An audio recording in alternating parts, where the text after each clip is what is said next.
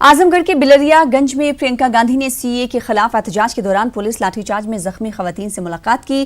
Police lathi charge में जख्मी खवातीन प्रियंका गांधी से मिलकर रो पड़ी। इस दौरान प्रियंका ने एक बच्ची को अपने पास बुलाया और उसे काफी देर तक चुमकारती रही। प्रियंका ने कहा कि वो मजलूमीन और मुतासरीन की हिमायत में हमेशा खड़ी रहेंगी। इन्होंने पुलिस पर झूठे मुकदमे दर्ज करने का भी इल्जाम लगाया। उनके साथ जी एकदम शांतिपूर्वक बैठी। जी जी सिर्फ महिलाएं थी बैठी, उनके साथ छोटे बच्चे भी थे, 16-17 साल के बच्चे। वो कह रही थी कि वो खुद उठ के जाने वाली थी एक घंटे बाद। उससे पहले पुलिस आई, बहुत बुरी तरह से उनको पीटा गया। मेल पुलिस ऑफिसर ने महिलाओं को पीटा, गालियां दी, वहाँ पे पानी डाला ताकि महिलाएं उठे वहाँ से। और ये सिर्फ शांतिपूर्वक प्रदर्शन कर। अब इनका सबसे बड़ा दर्द ये है कि तमाम बच्चों को जेल में डाला गया है, भयानक धाराएं डाली गई हैं और उनको छोड़ा नहीं जा रहा है। तो उनको इनके एक मौलाना साहब हैं, मौलाना ताहिर मदनी जी, उनको भी जेल में डाला है, जबकि वो एकदम हमेशा सिर्फ अहिंसा की बात करते हैं, कभी हिंसक बात नहीं की है। और वो खुद वहाँ महिलाओं को कहने आए थे कि आप यहाँ से थोड़ी देर में उठ जाइए। महिलाएं मान भी गई थी, वो उठने वाली थी वहाँ। तो बहुत ज्यादा अन्याय हुआ है। आजमगढ़ पुलिस दोस्ती है, आजमगढ़ पुलिस। मुझे तो जो इनके कहने से जो इन्होंने कहा है उससे लग रहा है कि पूरी तरह से पुलिस ने इनके साथ बहुत बेइंसाफी की है। इस वक्त हम उसी हाथे में खड़े जहां प्रियंका गांधी आई हुई थी और पीड़ित महिलाओं से मिली है, उनका दर्द जानी है। हमारे साथ बातचीत करने के लिए कुछ महिलाएं हैं, हम उनसे जानते हैं क्या बातचीत अंदर हुआ है प्रियंका गांधी से और क्या आश्वासन मिला है। आपसे प्रियंका गांधी जी मिली है, क्या बातचीत हुई है? सर वो आई हमारे साथ, हम जैसे परिवार होते हैं उस तरह से वो आके हमारे पास बैठी और उसके बाद हमसे पूछी कि क्या हुआ था उस दिन। हमने उनकी पूरी दिन रात की दिनचर्या बताया उनको। तो उसके बाद वो कहें कि तब आप लोग क्या चाहते? तो हम यही चाहते हैं कि हमारे जो नेता, हमारे जो माननीय ताहिर मदनी जी हैं, हमारे जो भाई हैं, जो हमारे बुजुर्ग हैं, उनको रिहा करा जाए। उनके ऊपर से जो आरोप लगाया गया है उसे हटाया जाए। तो उन्होंने हमें आश्वासन दिया, हमें कहा कि हम आपकी बात को यहाँ से लोकसभा, विधानसभा सब जगह पहुँचाएंगे और आपके साथ में हम जो भी किया जाएगा उसके लिए हम आपके साथ में हैं। करीब 1 घंटे प्रियंका गांधी आपके साथ थी, इस दौरान आप लोग भावुक भी हो गई, क्या वजह रहा है और क्या हो गई है? भावुक क्यों नहीं होंगे? हमारे बुजुर्ग लोग जाकर उसमें बैठे हुए हैं जेल में, हमारे भाई जो अभी स्टूडेंट हैं वो जाके बैठे हुए हैं। हमें अभद्र कहा गया, हमें इतनी गंदी बात हमें कही गई, हम रोएंगे भी नहीं। ये कहाँ का कानून है? ये जो हमारे यहाँ के एसओ साहब हैं, हमारे यहाँ के जो एमएलए साहब नफीस अहमद जी हैं, उनके साथ में जो उनके दोस्त लोग हैं, वो सब क्या किया? हम लोग को अलग करके इस तरह से किए ना। हमारी तरफ से तो वही लग रहा है कि वो शामिल है, क्योंकि हमारे माननीय अखिलेश जी तो एक शब्द नहीं अभी तक कहा कि वो उनके साथ में उन्हीं की जनता है ना, ये आजमगढ़ के वही ना है। उन्होंने तो एक शब्द हमें एक शब्द के लिए आश्वासन नहीं दिया, तो हम उनको भी दोषी करार करेंगे कि ये भी उनके साथ में इसी तरह से कहे। बिल्कुल, हमारे साथ इस वक्त बात कर रही थी जैनब, जिन्होंने प्रियंका गांधी से बात किया है, अपने दर्दों को बयां किया है और प्रियंका गांधी से बातचीत करने के दौरान ये भावुक भी हो गई थी। इनका साफ तौर पे कहना है कि हमारे नेता ताहिर मदनी समेत 18 युवकों को गिरफ्तार किया गया है, उनकी रिहाई की जाए, वरना हम रुकने वाले नहीं हैं। और प्रियंका गांधी ने भी आश्वासन दिया है कि आपके साथ न्याय होगा और हम संसद से लेकर सड़क तक आपके साथ हैं। अभिषेक उपाध्याय, न्यूज़ 18 आजमगढ़। मरकजी वजीर गिरिराज सिंह ने देवबंद पर मुतनाज़ा बयान दिया। गिरिराज सिंह ने कहा कि देवबंद दहशतगर्दी की गंगोत्री है और बड़े दहशतगर्द यहीं से निकलते हैं। इन्होंने मजीद कहा कि सीए की मुखालिफत नहीं बल्कि मुल्क की मुखालिफत की जा रही है। मैंने एक बार कहा था कि ये देवबंद ये आतंकवाद की गंगोत्री, सारे बड़े दुनिया में जो भी पैदा हुए आतंकवाद, चाहे हाफिज शहीद का मामला हो, ये सारे के सारे लोग यहीं से निकलते हैं। ये सीए के विरोध में नहीं है, ये भारत के विरोध में है। ये एक तरह से खिलाफत आंदोलन है, क्योंकि अगर केवल सीए का होता तो शाहीन बाग से आवाज़ नहीं उठती शर्जिल इमाम का कि कि हम भारत को आसाम से काट देंगे। गिरिराज सिंह दारुल उलूम को दहशतगर्दी का मरकज और दहशतगर्दों की गंगोत्री बताते हुए हाफिज सईद जैसे दहशतगर्दों को दारुल उलूम का तालिब इल्म तक बता दिया। वहीं दारुल उलूम को लेकर गिरिराज सिंह के मुतनाज़ा बयान की उलमा देवबंद ने सख्त लहजे में मजम्मत की है और सख्त कार्रवाई का मुतालबा किया है। जो दारुल उलूम या देवबंद के बारे में बयान दिया है, मैं उनसे ये कहूँगा कि वो देवबंद आते, दारुल उलूम देखते, मोहतमिम से बातें करते, कोई उनको शिकायत थी तो डायलॉग के जरिए उसको दूर करने की कोशिश करते। इस तरह का बयान देना जिससे नफरत का माहौल फैले और मोहब्बत ख़त्म हो, भाईचारा ख़त्म हो, ये किसी हिंदुस्तानी शहरी को हक नहीं है। माननीय गिरिराज मंत्री इस तरह के बयान देते रहते हैं और वो हमेशा अपने नाम को नुमाया करने के लिए इस तरह का भाषण देते हैं जो देश में आग लगाने का काम करता है। मैं उनको बताना चाहता हूं कि दारुल उलूम देवबंद की तारीख को पढ़ें और अपने गिरेबान में झांकें कि वो खुद दहशतगर्दी की बात करते हैं या अमन की बात करते हैं। जो शख्स अमन की जगह को, इल्म की जगह को और जहां से अमन का पैगाम जाता हो, सारी दुनिया में इल्म फैल रहा हो, ऐसी जगह को अगर वो दहशतगर्दी का अड्डा बता रहे हैं तो ऐसे शख्स की सोच खुद दहशतगर्दी की सोच हो। देवबंद में शहरी तरमीमी कानून के खिलाफ जारी खवातीन के मुजाहरे को लेकर 2 सहाफ़ियों के खिलाफ मुकदमा दर्ज किए जाने पर सहाफ़ी बिरादरी में सख्त नाराजगी पाई जा रही है। प्रेस एसोसिएशन देवबंद ने सदर जमहूरिया और प्रेस काउंसिल ऑफ इंडिया को खत लिखकर इस मामले से आगाह किया और झूठा मुकदमा दर्ज किए जाने पर जिम्मेदारान के खिलाफ सख्त कार्रवाई की मांग की। अपने 2 पत्रकार साथी जो यहाँ देवबंद ईदगाह मैदान पर मुस्लिम महिलाओं के द्वारा सीए के खिलाफ धरना प्रदर्शन चल रहा है, उसकी कवरेज करने अपने पत्रकार साथी जाते थे, तो वो 2 पत्रकार साथियों को उस पर मुकदमा किया गया है कि वो भी उस आंदोलन में शामिल है, जबकि वो महिलाओं का धरना है। जेंट्स पत्रकार क्या कोई भी नहीं जा रहा है वहाँ पर, और ये एक दबाव बनाने की राजनीति है। ये हमला जो पत्रकारों पर किया जा रहा है ये किसी सूरत में बर्दाश्त नहीं करेंगे। पुलिस जो है ना अपनी सरकार के दबाव की वजह से पत्रकारों को टॉर्चर कर रही है, पत्रकारों का इस्तेसाल कर रही है और उसका मकसद सीधा ये है कि अगर पत्रकारों पर प्रेशर बनाया जाएगा तो हो सकता है कहीं ना कहीं वो इस प्रोटेस्ट को प्रभावित करें या मुतासर करें। लेकिन ऐसा नहीं है जो जैसा पुलिस चाह रही है कि अगर एक पत्रकार किसी प्रोटेस्ट को या किसी प्रोग्राम को कवर करने आएगा और उस पर मुकदमे दर्ज होंगे तो जाहिर सी बात है ये जमहूरियत के लिए खतरे की बात है। मोहम्मद अली पार्क में 1 महीने से ज्यादा वक्त से चल रहे मुजाहरे को जब पुलिस ने ताकत के बल पर इतवार की रात हटाया, उसके बाद कानपुर में पिछले 2 दिनों से सीए और एनआरसी की मुखालफत में एहतजाज कर रही खवातीन मोहम्मद अली पार्क के अंदर चली गईं और रास्ते को खाली कर दिया। कुछ एहतजाजी खवातीन से हमारे नुमाइंदे संदीप सविता ने बात की। इस वक्त हम कानपुर के मोहम्मद अली पार्क में मौजूद हैं। ये वो पार्क है जहाँ पर इतवार के दिन पुलिस ने बर्बरतापूर्वक महिलाओं को हटा दिया था, फिर एक बार वो पार्क में आ गई हैं, शांतिपूर्वक बैठी हुई हैं और ये देखिए किस तरह से बैठी हुई हैं। पुलिस ने रात के 3 बजे जिस तरह से यहाँ पर जबरन इन लोगों को हटाया था, उसके बाद इन लोगों में गुस्सा था, लेकिन फिर ये शांति का परिचय देते हुए एक बार फिर पार्क में आ गई हैं और अपने मांगों को लेकर किस तरह से यहाँ पर बैठी हुई हैं। आइए इनसे जानते हैं कि किस तरह की मांगे हैं, इनकी क्या डिमांड है। सर हमारी तो ये मांग है कि ये सीए को जो है ख़त्म करा जाए, क्योंकि इसमें मुसलमानों का नाम नहीं हटा दिया गया है। सीए को पूरी तरीके से ख़त्म होना चाहिए, उसमें मुसलमानों को इन्वॉल्व होना चाहिए। अच्छा, कानपुर में जिस तरह से 3 बजे रात में आकर पुलिस ने किया, वो कितना खौफ ज़्यादा करने वाला था, कैसा माहौल हो गया था, क्या कहना है? उस वक्त पे तो जो है डराने के लिए पहले से प्लानिंग हो रही थी। 10 बजे रात से हम लोगों को पता चला कि पुलिस आएगी, पहले फायरिंग करेगी, बाद में जो लाठी चार्ज करेगी, औरतों को निकाला जाएगा।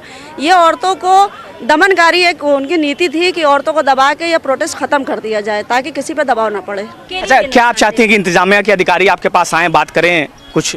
हाँ, बिल्कुल चाहते हैं हम लोग कि अधिकारी आए। हम लोग की जो डिमांड है वो मतलब हम शांतिपूर्वक यहाँ पर बैठे हुए हैं, तो हमारी बात हम सिर्फ उनको प्रधानमंत्री तक और अपने सीएम तक और अमित शाह तक अपनी बात पहुँचाना चाहते हैं कि हमारी क्या डिमांड है। वो आके आए, हमसे बात करें और हमारी जो मांगे हैं उसको पूरा करें। और हमारी सीधी सी यही मांग है कि CAA, NRC, NPR ये तीनों को बिल्कुल ख़त्म कर दिया जाए। ये कानून से हम कोई भी जनता खुश नहीं है। इन लोगों का खासतौर से कहना है कि अधिकारी आए यहाँ पर और इन लोगों की बातें सुने, इन लोगों का मुतालबा जो है वो सुने, बात करें, उनकी बात को आगे तक पहुँचाएं, उनके साथ जुल्म की कोई दास्ता बयां ना करें। जिस तरह से इतवार की रात किया गया, वो शांतिपूर्वक फिर भी उसके बावजूद पार्क में आके बैठ गई है। कानपुर से संदीप सविता, न्यूज़ 18 उर्दू।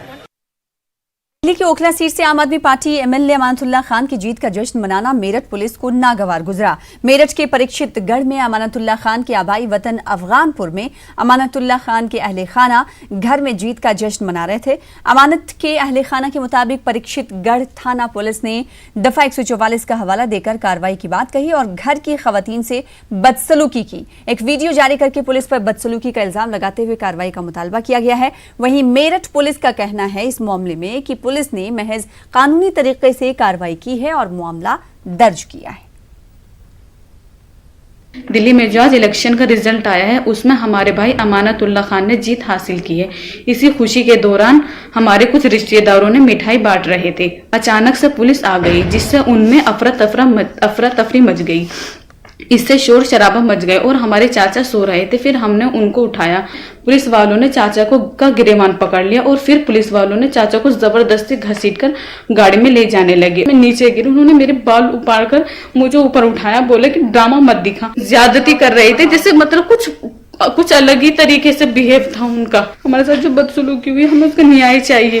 क्या लड़कियों के साथ यही होता है? मेरे अब्बू को बहुत गाली गलौज दी और बहुत बदतमीजी की, जिसका हमने विरोध किया तो उन्होंने हमें भी बदतमीजी की, हमें भी गालियां। सरकार तो पूछना चाहते हैं पुलिस किस लिए है? पुलिस इसलिए है कि महिलाओं की बेइज्जती करे। उन्होंने हमें इतनी गंदी गालियां दी जिससे हम उनको अपने शब्दों में भी नहीं कह सकते हैं। ये संज्ञान में हमारे आया है, कल शाम को दिल्ली में किसी व्यक्ति के चुनाव जीतने पर यहाँ पर एक जुलूस निकाला जा रहा था। थाना प्रभारी को पता चला तो उन्होंने उन्हें बताया कि अनुमति नहीं ली गई है जुलूस निकालने की, तो ऐसा किसी प्रकार का काम ना करें जिससे जनपद का माहौल खराब हो। जैसा कि आप सभी लोग जानते हैं कि मेरठ पिछले कुछ दिनों से काफ़ी संवेदनशील स्थितियों से गुजर रहा था। इसके तहत उन लोगों को रोका गया है। ये हो रहा है। यूपी में मुगलों के जमाने में बसाए गए शहरों के नाम तब्दील करने की सियासत और भी तेज हो गई है। मुगल सराय, फैजाबाद और इलाहाबाद का नाम तब्दील करने के बाद योगी हुकूमत ने अब बस्ती जिले का नाम तब्दील करने का फैसला कर लिया है। योगी हुकूमत ने बस्ती जिले का नाम बदलकर महर्षि वशिष्ठ नगर करने का फैसला किया है। शहरों के नाम बदलने के इन फैसलों को साधु संतों की तरफ से जबरदस्त हिमायत मिल रही है। देखिए इस हवाले से मुश्ताक आमिर की खास रिपोर्ट। उत्तर प्रदेश हुकूमत में शहरों के नाम बदलने की सियासत एक बार फिर तेज हो गई है। इससे पहले आदित्यनाथ हुकूमत ने मुगल सराय का नाम बदलकर दीनदयाल उपाध्याय नगर, इलाहाबाद का प्रयागराज और फैजाबाद का नाम बदलकर अयोध्या रख दिया था। अब योगी हुकूमत ने रियासत के कदीम जिले बस्ती का नाम बदलकर वशिष्ठ नगर करने का फैसला किया है। उत्तर प्रदेश हुकूमत के इस फैसले का साधु संतों की तरफ से खैर मकदम किया जा रहा है। कोई राजनीति नहीं है। जब हमारे यहाँ मुगल आए, अब मुगलों ने हमारे सारे धार्मिक स्थलों का नाम बदल करके और मोहम्मदनों के नाम पर रख दिया, तो किसी ने आपत्ति उठाई क्या? फिर क्यों आपत्ति उठाया जाता है? कोई गलत नहीं है। सारे मुगलिक नाम के जो इतने शहर है सबको बदल के हिंदू नाम पर कर देना चाहिए। यही इतिहास है और यही हिंदुत्व है। इसीलिए योगी जो कर रहे हैं ठीक कर रहे हैं। मुगल आए, मुगलों ने अपने नाम से जुड़े हुए सारे नामकरण किए। उसके बाद अंग्रेज आए, अंग्रेजों ने अपने से जुड़े हुए नामकरण किए। यदि आज की स्थिति में ऐसा किया जाता है तो गलत क्या है? वजीर आला आदित्यनाथ ने इलाहाबाद का नाम बदलकर प्रयागराज करने का ऐलान 14 अक्टूबर 2018 में इलाहाबाद में किया था। हुकूमत के इस फैसले को इलाहाबाद हाई कोर्ट और इसके बाद सुप्रीम कोर्ट में चैलेंज किया गया है। चूंकि इलाहाबाद का नाम बदलने का मामला अभी सुप्रीम कोर्ट में ज़ेरे समाअत है, इसलिए इलाहाबाद के रेलवे जंक्शन का नाम अभी तब्दील नहीं किया गया है। उत्तर प्रदेश में जिस तरह से मुस्लिम दौरे हुकूमत में बसाए गए शहरों के नाम बदले जा रहे हैं, इसे लेकर समाज के बाशऊर तबके में सख्त तशवीश पाई जा रही है। आपने मुंबई का नाम बदला है, वहाँ फिर उसके बाद कोलकाता किया गया, तो क्या कोलकाता और मुंबई का नाम बदलने से या मद्रास का चेन्नई करने से, मद्रास चेन्नई या मुंबई करने से वहाँ के लोग खुश हो गए? अगर वहाँ के लोग खुश हुए हों और उनकी सारी परेशानियाँ, हर तरह की सिविक प्रॉब्लम्स ख़त्म हो गई हों, तो आप नाम बदल दीजिए। लेकिन नाम बदल के सिर्फ पॉलिटिकल माइलेज लेना है, तो हम इस तरह के किसी भी मूव के फेवर में नहीं हैं। उत्तर प्रदेश का हर शहर अपने नाम के साथ साथ अपनी मुश्तरका रिवायत और तारीख की वजह से एक मुनफरिद शनाख्त रखता है। रियासत के बेशतर शहरों को मुस्लिम दौरे हुकूमत में बसाया गया और इन्हें अदबी और तहजीबी एतबार से काफी तरक्की दी गई। लेकिन आदित्यनाथ हुकूमत के इख्तिदार में आते ही इन शहरों के नाम बदलने का सिलसिला चल निकला है। मुस्लिम दौर के शहरों के नाम बदलने के साथ साथ हुकूमती सतह पर रियासत की मुश्तरका तहजीब और इसकी तारीख को भी बदलने की कोशिशें जारी हैं। न्यूज़ 18 उर्दू के लिए इलाहाबाद से मुश्ताक आमिर की रिपोर्ट। तरक्की के दावे और वादे तो बहुत किए गए और किए जा रहे हैं, लेकिन विकास और विश्वास के नारों की हकीकत कहीं कहीं इतनी अफसोसनाक है कि लोगों की बेबसी व बेचारगी पर रोना आता है। आज हम आपको लिए चलते हैं जिला अयोध्या के कस्बे रुदौली में, जहां पर दिखाते हैं विकास और विश्वास की वो तस्वीर जो आपको बहुत कुछ सोचने पर मजबूर कर देगी। देखिए रुदौली से तारिक कमर की खास रिपोर्ट।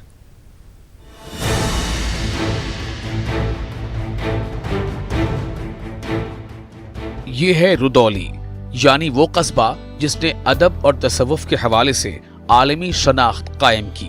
इसी जमीन की खाक ओढ़े हुए हुजूर शेखुल आलम आराम फरमा रहे हैं और इसी खाक से मजाज जैसे अहम शायर का खमीर उठा था। लेकिन आज ये रुदौली अपने ही रास्तों के गर्दो गुबार में कहीं गुम होती जा रही है। हुकूमत की अदम तवज्जुही के सबब न चलने के लिए माकूल रास्ते हैं, न पढ़ने के लिए स्कूल और न इलाज के लिए मुनासिब अस्पताल। इस पुल और पुल पर चलने वाले मुसाफिरों की हालत जार देखिए। इस फ्लाईओवर की तामीर गुज़िश्ता 10 साल से हो रही है। इसे कई साल पहले बनकर तैयार हो जाना चाहिए था, लेकिन हुकूमत कागजों पर सड़कें और पुल बनाने में इतनी मसरूफ है कि इसके पास अमली इक़दामात करने का शायद वक्त ही नहीं। काफ़ी दिन से पड़ा है, लोगों को बहुत दिक्कतें हो रही हैं। इतने केस ख़राब हो चुके हैं, लोगों को डिलीवरी की भी परेशानी होती है। कोई एक्सीडेंटल केस हो जाए उसको बहुत घूम के जाना पड़ता है, और कोई बाहर से शादी बारातें भी आती है, उसको बहुत दिक्कत होती है। पब्लिक बहुत परेशान होती है, इसलिए बहुत दिक्कत होती है। किसी से अधिकारी से कोई बोलो कोई सुनता नहीं है। यहाँ की पब्लिक क्या करे, बहुत परेशानी। सारे स्कूल के बच्चे सब पैदल आते जाते हैं, रेलवे क्रॉसिंग भी बंद रहता है, बच्चों को जो परेशानी होती है, कभी एक्सीडेंट हो सकता है। आपको ये जानकर हैरत होगी कि मौके पर कोई इंजीनियर या अधिकारी मौजूद नहीं। एक इंजीनियर साहब कैमरा देखकर फरार हो गए। बेलदार कहता है, साहब हमारी मजदूरी ही नहीं मिली तो पुल क्या बनेगा। रुदौली का कोई जैसे पुरसाने हाल नहीं है। रुदौली में जो ओवरब्रिज बन रहा है, सबसे ज़्यादा परेशानी लोगों को, आवाम को उससे है, जो कांग्रेस रेजिम में पास हुआ था और तकरीबन 10 साल हो रहे हैं, आज तक वो कंप्लीट नहीं हुआ है, जिसकी वजह से राहगीरों को, ख़ास करके रुदौली को इंटर होने वाली एक भी रोड इस तरह की नहीं है जिससे कायदे से आया जा सके। सब खुदी हुई रोडें हैं। आपने देखा ये वो रुदौली है जिसकी शनाख्त पूरी दुनिया में कायम है, लेकिन सूरत हाल ये है कि न चलने के लिए माकूल सड़कें हैं, न गुज़रने के लिए पुल की तामीरात को यकीनी बनाया जा रहा है। आप देख सकते हैं ये वो मंजरनामा है जो इस मुमताज़ कस्बे के हवाले से निहायत अफसोसनाक और तशवीशनाक मालूम होता है। आवाम का मानना यह है कि हुकूमत ने जो कुछ वादे किए थे, जो भी दावे किए थे, वो अभी तक तो मायूस कुन हैं, पूरे नहीं किए गए हैं। अब देखना यह है कि आने वाला वक्त क्या पैगाम लेके आता है और रुदौली के बाशिंदों के लिए क्या कुछ राहत नसीब हो पाती है। कैमरामैन गुलदार के साथ न्यूज़ 18 उर्दू के लिए तारिक कमर। मुल्क में खवातीन के मसाइल आज किसी से पोशीदा नहीं हैं। वहीं जब मज़कूरा मसाइल पर तालिबात कलम उठाती हैं तो तस्वीरें भी बोलती हैं। अलीगढ़ के टीकाराम डिग्री कॉलेज में आज तालिबात ने समाज में खवातीन के मुताद्दिद मसाइल को बड़ी ही खूबसूरती से पेंटिंग में दिखाया। मुख्य उद्देश्य यही रहता है कि ये जो बच्चे पूरे साल काम करते हैं तो उनको ये प्रेजेंट करना सीखें कि आप कैसे अपने चित्रों को प्रदर्शित कर सकते हैं, क्योंकि बहुत लोग चित्र तो बहुत अच्छे बना लेते हैं पर उन्हें ये जानकारी नहीं होती कि उन्हें प्रदर्शित कैसे करना है। और इसमें जहाँ तक विषय की बात है तो बच्चों ने दृश्य चित्रण में महाविद्यालय के बहुत सारे व्यूज़ को बनाया है। हमारी लोक कला, लोक संस्कृति पर आधारित बहुत सारे चित्र हैं। जो भी इन लेडीज़ की जो कंडीशंस है आज के जनरेशन में, उसको देखते हुए और पास्ट का जो भी व्यूज़ थे हमारे, उसको देखते हुए उसका एक कंपोजिशन बनाया है। और भी बहुत सारे जैसे कि लैंडस्केप्स होते हैं, हमारे जो कॉलेज का व्यू है, उस सबको देखते हुए सभी बच्चों ने बहुत मेहनत की है और बहुत अच्छा बनाने की कोशिश की है। इसमें महिला के ऊपर जो एनवायरनमेंट दिखाया है वो भी है और मॉडर्न आर्ट भी दिखाई है और दैनिक जीवन पर लेडीज़ की जो है बनाई है वो, और सब तरह की पेंटिंग्स बनाई गई हैं। स्कूली तालीम के निज़ाम में बेहतरी के लिए हुकूमत मुसलसल संजीदगी से काम कर रही है। इसी का नतीजा है कि अब जिले सतह पर प्रेरणा मिशन शुरू किया गया है। आज अलीगढ़ के विजडम पब्लिक स्कूल में मज़कूरा मुहिम के ताल्लुक से एक मुज़ाकरे का इनेकाद किया गया, जिसमें बतौर मेहमान खुसूसी उत्तर प्रदेश महकमे तालीम के डायरेक्टर वी.के. आनंद मौजूद रहे। इन्होंने सूबाई सतह पर चलाए जा रहे मिशन के तहत स्कूली तालीम के निज़ाम में बेहतरी लाने पर जिले के अफसरान के साथ तबादले ख्याल किया। से पूछा डीपीएम से कि तुम डीपीसी के साहब ने एक हमारे अपर मुख्य सचिव महोदया का जियो आया था कि इस प्रकार की मंडलीय गोष्ठी हमें करानी है, जिसमें शिक्षा विभाग और विकास विभाग के समस्त अधिकारीगणों को बुलाकर उन्हें सेंसिटाइज करना है कि हम मिशन प्रेरणा के माध्यम से क्या क्या कराना चाहते हैं। अब हमारा जो उद्देश्य हो गया है, इस समय एक्सेस तो हमने पूरी दे दी, यानी कि स्कूल एजुकेशन की एक्सेस अब सबके पास है। अब quality of education, learning outcome, ये हमारे कुछ ऐसे मुद्दे हैं, यानी कि हमारा बच्चा उतना पढ़ भी पा रहा है जितना उसे पढ़ना चाहिए। उन मुद्दों को लेकर हमारे जो डीजी एजुकेशन है बहुत ही सेंसिटिव हैं, उन्होंने हर मंडल में बैठक लगाई है। दिल्ली आईजीआई एयरपोर्ट पर सीआईएसएफ ने 45 लाख रुपए की गैर मुल्की करेंसी जब्त की है। सीआईएसएफ ने जांच के दौरान मुलजिमों को धर दबोचा और जब उनसे पूछताछ की गई तो उनके कब्जे से 45 लाख रुपए की गैर मुल्की करेंसी जब्त की गई। गैर मुल्की करेंसी को ड्राई फ्रूट्स, बिस्किट, मूंगफली में छुपाकर बड़ी चालाकी से लाया जा रहा था। जांच में इंकशाफ हुआ कि इनमें सऊदी रियाल, कतरी रियाल, कुवैत दिनार, ओमानी रियाल और यूरो शामिल हैं।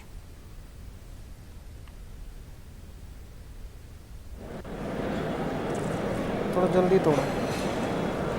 अरे साला,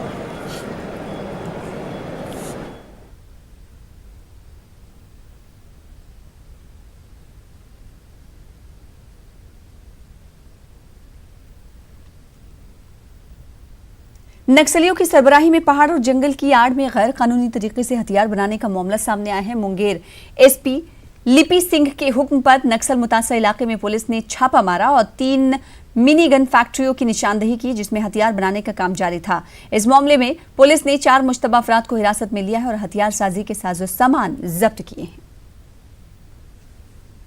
इन लोगों के पास से 3 बेस मशीन, 4 मैगजीन जो है 7.65 mm का बना हुआ, और भी जो भी ड्रिल मशीन और जितने भी और सामान होते हैं हथियार बनाने वाले, उसको जब्त किया गया। साथ में वहाँ पर जो है अवैध भट्टी भी चल रही थी दारू की, तो वहाँ से 40 लीटर के आसपास महुआ शराब भी जब्त किया गया है। बिहार में आइंदा होने वाले असेंबली इंतखाबात के मद्देनजर हुकूमत मदरसों पर मेहरबान होने का मंसूबा रखती है। मदरसा बोर्ड के मुतालबात को फौरन पूरा किया जा रहा है। अब मदरसा एजुकेशन बोर्ड के दफ्तर का पता बदल गया है। मदरसा बोर्ड का दफ्तर फुलवारी शरीफ के हारून नगर सेक्टर 2 में आ गया है, जहां से मदारिस के फलाह और उसकी तरक्की का लाहे अमल मुरतब किया जा रहा है। देखिए पटना से हमारे नुमाइंदे महफूज आलम की खास रिपोर्ट और मुझे दें इजाजत। आदाब।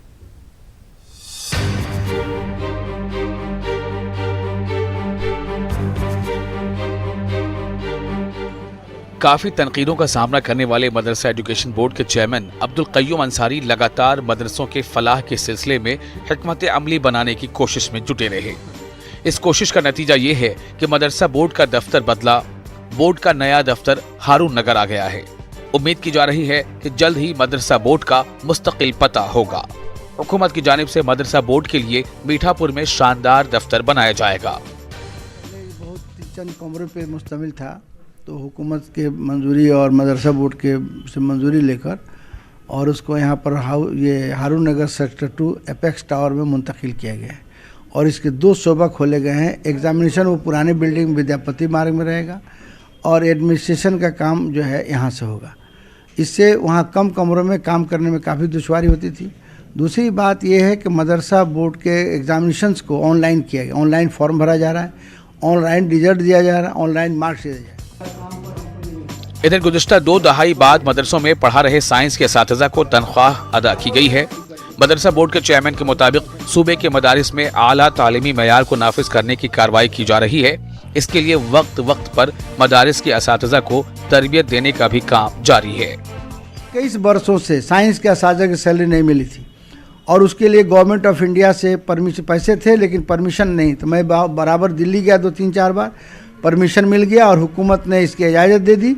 हमने तकरीबन 21 बरस की सैलरी 14 तक का जो था वो हम दे दिए हैं और अभी तक 4 साल के बकाया हमने बिल मांगा है, जैसे बिल आएगा उनको हम लोग फराहम कर देंगे। मदरसों को तकनीक से जोड़ने की हिकमत अमली पर भी काम शुरू हो गया है। 20 साल बाद मदारिस का निसाब बदला गया है। अब बिहार के मदरसों के तलबा को जहां NCERT की किताब पढ़ाई जा रही है, वहीं इनके इम्तिहानात वक्त पर मुनक्किद कराने और रिजल्ट वक्त पर दिए जाने का ऐलान भी किया गया है। न्यूज़ 18 उर्दू के लिए पटना से महफूज आलम की रिपोर्ट।